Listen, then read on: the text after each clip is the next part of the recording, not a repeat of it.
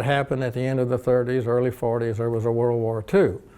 Well, because of the war effort, the two brothers, Robert and Eddie, did not have to be drafted into the Army, Air Force, or whatever, because they were furnishing a service that went up and down the river, which needed to have in the war effort. So they kept moving materials. I don't know what they were, gasoline. I don't know what they were, but they were moving materials for the commerce of the time and war materials. At the end of World War II, Eddie decided, for whatever reason, I don't know, he didn't want to be in the river business anymore. Jerry, do you have any input as to why that decision was made? Got tired of that. Got tired of that. Okay, so he wanted to be out of it, and my dad thought he wanted to stay in it, so they sold off some of the equipment that they had. It was called Erlbacher Brothers Barge Line at that time. They sold off some of this equipment, and my dad kept part of that equipment as his part of the deal. I don't know, 2, 3 boats and a few barges. The few barges that he kept were tank barges, which were capable of moving liquid products, and what they would move was gasoline. That's what they moved in those early days. So through after World War II, they continued under the new name of Missouri Barge Line. My mother was running the office, and Dad would be out on the boats, running the boats a little bit, and then he'd come home a little bit, and then he'd get back out on the boat. So somewhere along the line, my mother became pregnant with this dude. As the story was told to me, I was the cause of a difficult pregnancy. I've been in trouble all my life, even before my life. So the doctor told her to go home and go to bed.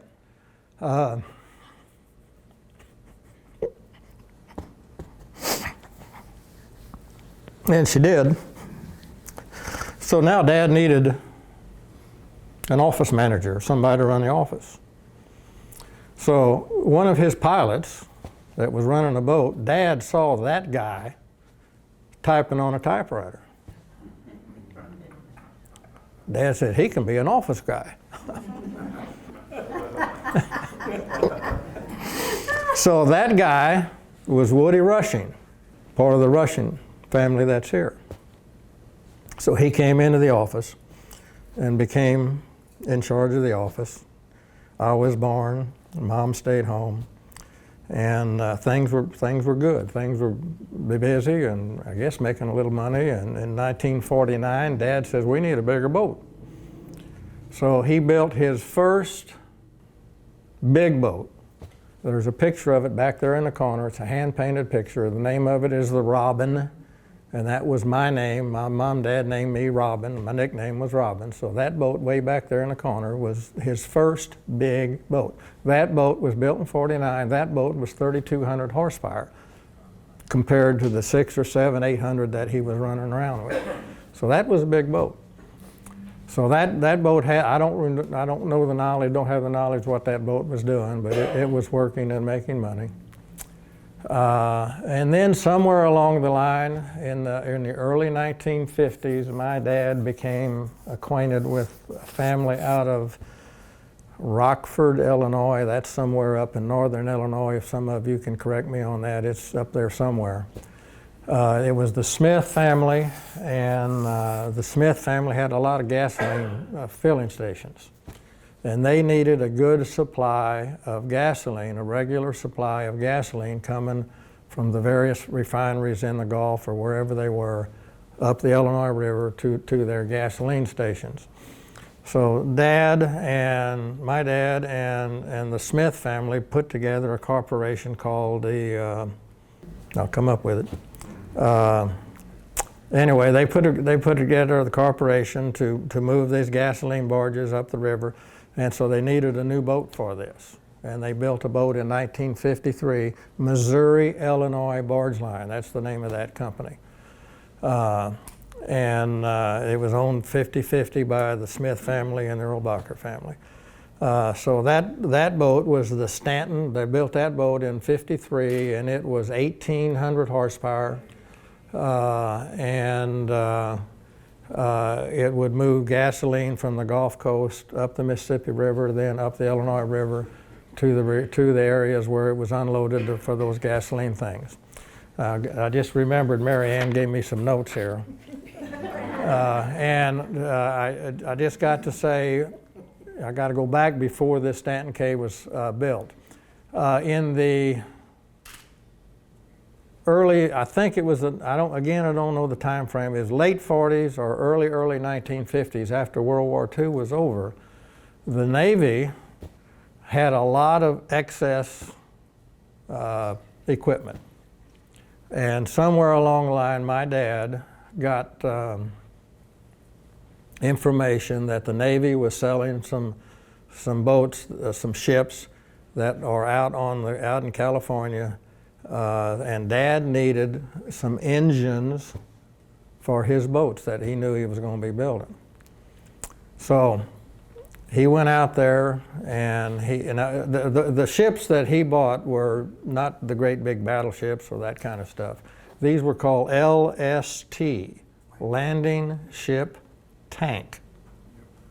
Now these boats were not great big boats. I don't know how many tanks, but you could put tanks inside these things, and they'd run these boats or ships, whatever you call them, into the beach. They'd go in as fast as they can. They would beach themselves. The front end, there was a door on the front end, would fall out, and then they'd drive these tanks off onto the beaches and go fight the wars or whatever they did. In the Army movies and the war movies, you can see the same kind of boat, only smaller, where they would run into the bank, the front would fall out, and then the men would come running out. It's the same thing, only in this case it was the tanks that went off. So Dad bought, I know, 4 of these ships. I have no idea what he paid for them, but he went out there, bought these ships. He took, I know, 1 and I think 2 of his employees that are in some of these pictures here. And they went out there and they took the engines out of the ships, and then the gearboxes, reduction gears, that's the same thing as the transmission in your car, except the reduction gear only goes, it doesn't have a reverse, it has a reversing, that's too damn complicated. Anyway, they bought these reduction gears. The engine RPMs were 800 RPMs, and your propeller wheel has got to be around 250, 300 RPMs. So you got to slow the shaft down, and that's that reduction gear that did. So he bought the engines, and he bought the reduction gears, and he put them on rail cars, and he shipped them back here. Now back to the Stanton K. Smith in 1953. 2 of those engines went in that boat.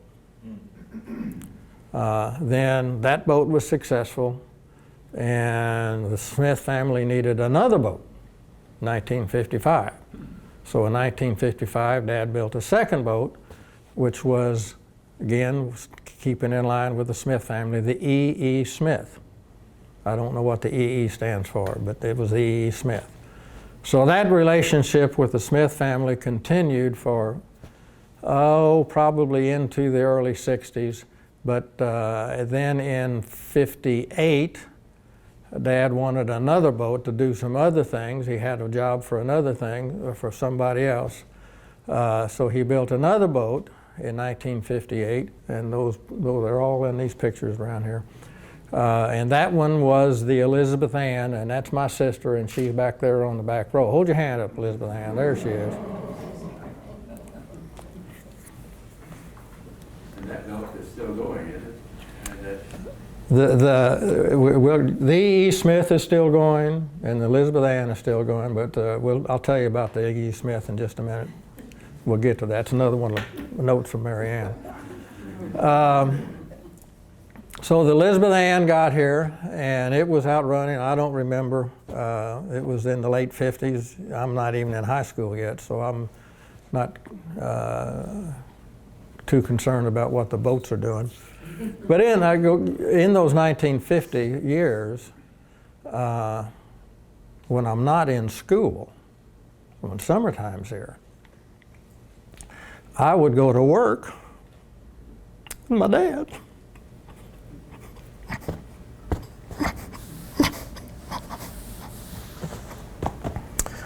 And the shipyard was my playground. Okay, I'm out of sequence here. You got to bear with me. I got to go back. In the late 40s, early 50s, you got to remember Dad's dad had a foundry. In the late 40s and 50s, late 40s, early 50s, Dad wanted to start a foundry.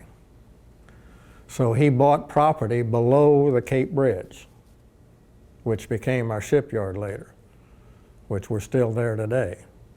So he bought that property and built a big building and started a cast iron foundry there, because he knew a little bit about it because his dad did it. And he ran this cast iron foundry, which, it was a long brick building, if any of you can remember seeing it. But that business ran for 2 or 3 years, and then there was the big labor issue that Dad had to deal with, and he says, well, I'm not going to deal with all that, so he just shut it all off.